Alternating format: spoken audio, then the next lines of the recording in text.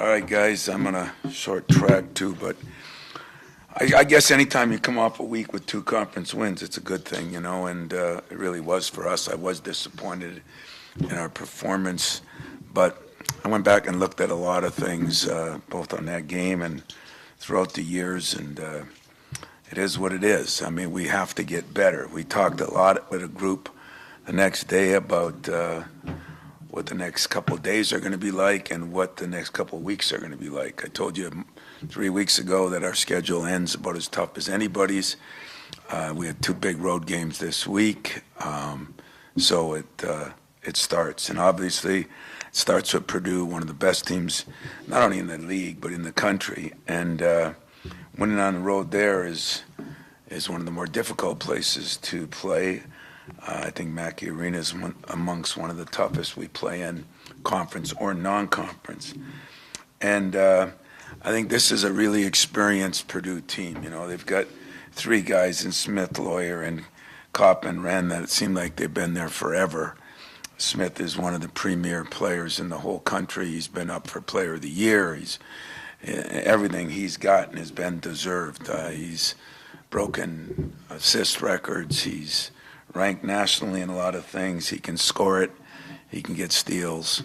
He can pass it. He can do it all. And Lawyer is one of the better shooters in our league. He's been that way for 4 years. And I think Kaufman Wren has improved his game each year, and now he's becoming more dominant in that low post. And then when you get away from those guys, they have tremendous size. And Clough, the kid they got, at 6'11", 260 or 70. And now they're starting to play this kid Danielson. It seems like Matt always has a 7'2", 3 or 4 guy. And he's got one that's getting better every week I watch him. And so we know we're going to have our hands full. We're going to have to improve in a couple areas. I hope to keep improving with our turnovers, which getting a little better. Our defense and our post defense will be challenged at the highest level this week. And yet what a great opportunity at the end of the year to kind of see where you are as you move into tournament time. Questions? I'm wondering about what you said early with you get the wins at this time of the year. How much did you guys go back and look and digest that film looking backward versus looking forward? Yeah, I think a lot more looking forward, to be honest with you. You kind of realize that we've been kind of spoiled myself this year because we've played a lot of pretty good games, Yes, we've been a little up and down in some of these games lately, but in the biggest games, we've almost played our best. And so got to realize that this time of year, there's other teams that are hungry and playing for their playoff lives. And I think Ohio State was one of them. Indiana could, who knows what happens here in the next 3-4 days, or in the next 3-4 games. I think other than Illinois right now, it seems that Michigan has that thing pretty locked up. As far as the championship, Illinois has a shot because they play them and they get one less loss than everybody else. But there's still so many big games left. There's losses out there. So we're looking at what's going to get us better in the next 2 weeks and watching that game and what we did. I thought our defense on him was not very good. I thought our bigs did not do as good a job of stepping up. So that was the point of emphasis yesterday, today, and tomorrow. That we have to do a better job getting better in that area. Tom, you used to get these sort of games all the time where you'd seen a guy for 4 years, and obviously that you had that with Thornton the other day. I wonder, when you have a sense of, like, matchup-wise, how a lot of your guys look against a lot of their guys, how that changes prep and your feel for a game like this versus some other ones? Well, to be honest with you, since we switched some 1, 2, and 3 and 4 and 5, it's never, and a lot of teams are switching 4 and 5 guys now. So it's never really the matchup that you would think it is because there's so many different people moving and going and switching and everything. But I just know that this morning I watched our game last year, and they played pretty well. We played really well. But the difference was I thought we were really flying around, and we knocked. I think Smith had 6 turnovers, and a lot of that maybe it was him, but a lot of it I think was us getting loose balls, knocking balls loose. Our bigs did a good job coming up, and so I don't think the individual matchup is quite as important as the team matchup. Tom, I was wondering about Mackey. You talked about it being one of the hardest places to play. I guess what makes it so difficult and over all your experience there? Yeah, well, I mean, they've got a good home court advantage like we do, their student group. Mackey is the same size as Michigan State, but being 99% bleachers, everything's a little closer. And I think the biggest thing about playing down there, they've been good just about 99% of the time I've been here, whether it be as an assistant or as a head coach. Great tribute to Gene Cady, who I'm supposed to see on Friday, and a great Wednesday night or Thursday morning, and a tribute to Matt. He's continued it on, but their crowd is great. Basketball in Indiana is basketball in Indiana. Their student section is awesome, but I think part of it too is the size of it and the way the arena is and the bleachers, and I think a big part of it is the teams they've had. They've always been good. When they're not good, which was only a few times, they're always competitive. So, yeah, it's a tough place to play. 2 questions for you. One's building off that. I was talking to Gary Harris the other day, and he mentioned it's a shooter's gym. It's not hard to win at Mackey. A lot of teams would disagree with that, but I wonder how much of this has to do with the way that Matt Painter's built that program and year over year sort of improved the, not necessarily the caliber of guys, but just building his vision, if you will, as a coach. Yeah, he's done Gene had some great teams there too, and great players, but Matt's done it a different way. Gene had those big guys that were strong. Now Clough is one of them, but Matt has these big guys that are 4 inches taller than Gene's guys, and then still can play. And yet the strength of their team still may be their guard play. When Smith, he started for, I think, 4 years, and some of the records he's created, I mean, we're kind of lucky when you see these guys been here for 4 years that play like they play. I mean, Thornton was, if you didn't have to coach against him, you'd love watching him play. You'd love to see what he's done. And I guess because I've been in the league so long, I have a great appreciation for those guys that stay and have success 4 straight years. It's hard to do that. So I'd say that Matt is putting his own stamp on the program, but there's a lot of Gene in it, just like I put my own stamp on this program. But the way we do things and every one of us has a mentor, and you don't forget where you came from. That too, you talk about mentorship, Mark Montgomery and what he's done at Detroit Mercy. It seems like they've rounded a corner a little bit. Is that nice for you to see when you're proteges? It is. I'm happy for Monty. He's starting to win some big games, and we were watching the game when he won one at the buzzer. It was on TV the night before we played. We were on the road, and the whole team was watching it, and that was pretty cool. It is fun to see your guys do well, and I pull for all of them, and we'll see what happens here in the near future. But Monty's doing a good job down there, and I'm happy for him. I guess you were going to have a team meeting Sunday night. Did that happen? And anything come out of it that you? No, I didn't say I was going to. I said the players were going to have one, okay. And yes, they did. And I don't know what came out of it. That's the beauty of it. I shouldn't know what came out of it. That's between them. But I gave them some bullet points on things that I think they had to talk about. And, it really wasn't. It was just disappointing for me to be at home. A nationally televised game. It would seem like a big game, and but I think when what's the name got hurt, I think players are human too. They look at things and they see things and let their guard down a little bit. And I also think I told you Ohio State. Thornton couldn't have played better. He played really well. You got to give him some credit for that. And so it's moved forward. We played.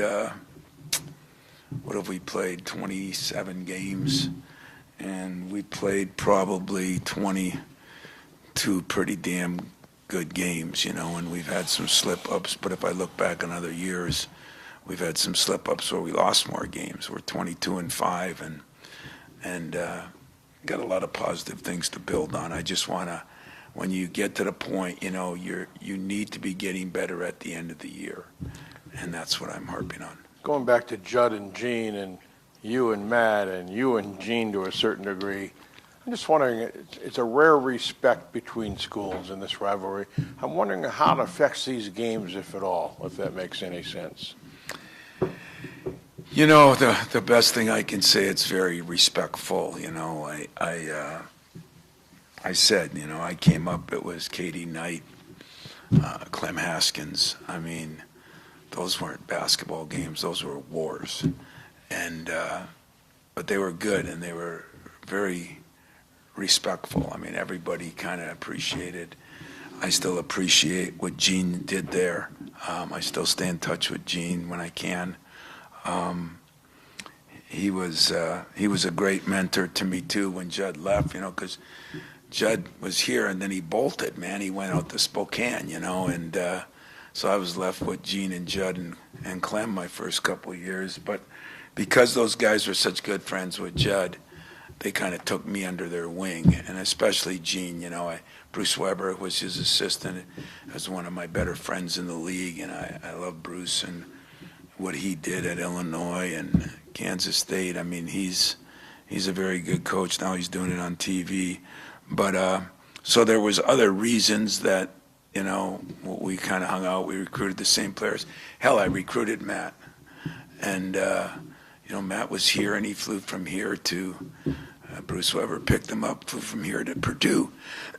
So there's a lot between it's been a good rivalry because we've both been good.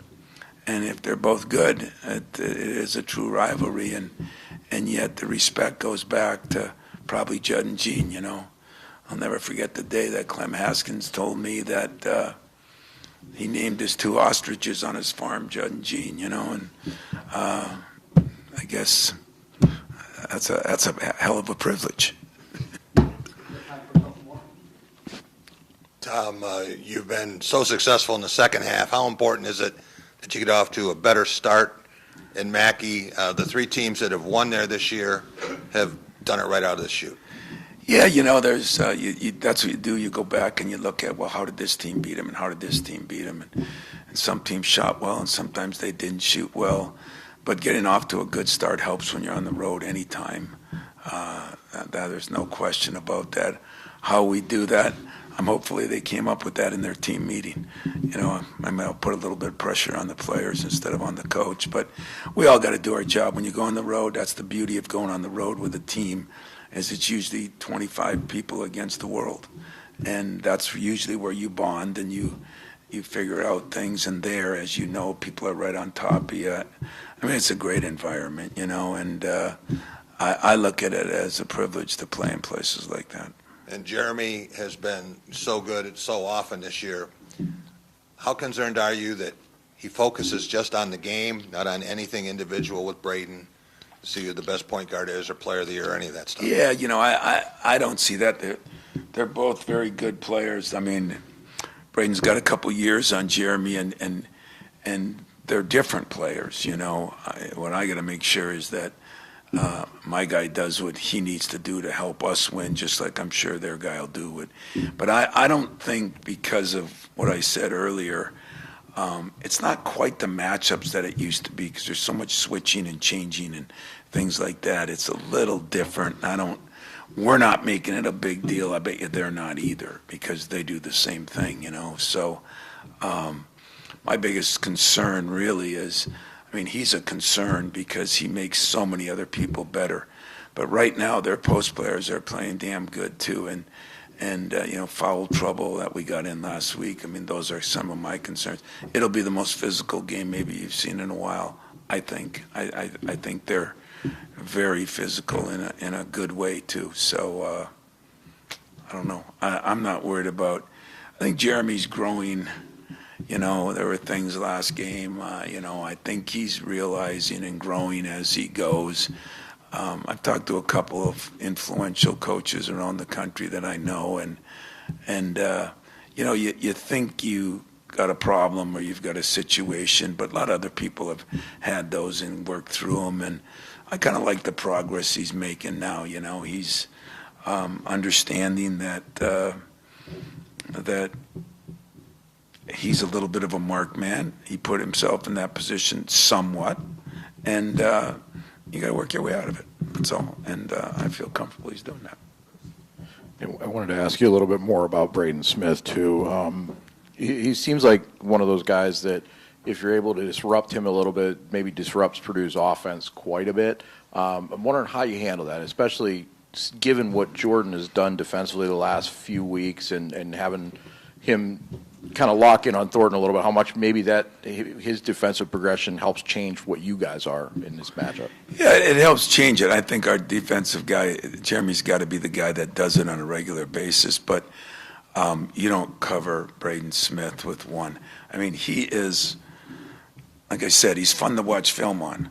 I mean, he really is. He's got he's got some shiftiness to him. Poor kid's only 170 pounds. I say poor kid. He's tearing everybody apart, but he's shooting it better. He's improved his three-point shooting, I think, and he's going to be guarded by a bunch of people. I mean, what we did a better job of last year, our bigs did some helping and did a better job on him collectively. I mean, he'll be a team effort because he's not only that way, but he's got a little nastiness to him for a skinny guy, and yet, you better, as writers and as coaches, it's guys like that you want to, I'll pull for him when I'm done playing him, because I think he's done a lot for our league. I think some of those guys that withstand the test of time, we should all appreciate. Anything else? Yes, two more, one more. It's got to be quick, guys, only because I'm. Tom, you mentioned Cam I Ward. learned more about gymnastics thanks to Fred than I. Yeah, it's a 10 is the best, and sometimes it's a little under that. And you like when we're down 3 in this Grand Slam home run, you win by 1. Who are you kidding? Go ahead. Many times you mentioned you felt like Cam Ward had sort of a breakout in him. Obviously, the season's getting late. Do you still feel like that? And how There's valuable a guy I had a meeting could with. that be? I talked to Cam a long time last night. I think him and Jesse got to, do more. I mean, Cam, I'll tell you a funny story is this summer we were talking about rebounding, and Jackson Kohler last year got every rebound in practice every day, but he was going against different people. And then all of a sudden Cam comes to town, and Jackson kind of didn't disappear, but disappeared compared to what he was doing the year before. And I reminded that to Cam last night, I don't know, because I don't want to blame it on an injury, because I'm not good at that, but he was really playing well up into the injury. And sometimes it could be just a time you miss, a time you come back and you don't get to be in live stuff. Sometimes it could be your confidence. Sometimes it could be you've never been injured and you don't know how to handle it. But, he hasn't played with quite the same recklessness. And I think he needs to do that for us. And so, I think Cam Ward is very important in this next, hopefully, 4, 5, 6, 7, 8, 9 games, whatever it is. I think he's going to be very important. We learned the other day, there could be foul trouble. You get into the NCAA tournament, it seems like things get called tighter. So we're putting kind of a big emphasis on those two guys, and spent some time with them last night after my radio show. Did you? Oh, good. Thanks, guys.